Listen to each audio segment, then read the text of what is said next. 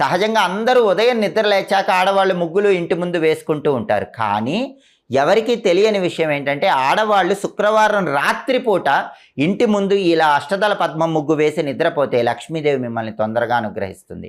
అలాగే ప్రతి పౌర్ణమికి లక్ష్మీదేవి భూలోక సంచారం చేయటానికి వస్తుంది. కాబట్టి పౌర్ణమి రోజు రాత్రి సమయంలో మీ ఇంటి ముందు ముగ్గు ఉండేలాగా చూసుకోండి.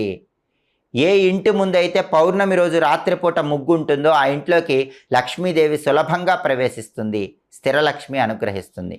అలాగే వారానికి ఒకసారి ఆడవాళ్ళు ఇంటి గుమ్మం ముందు ఆవ నూనెతో దీపం వెలిగించి ఆ తర్వాత నిద్రపోండి.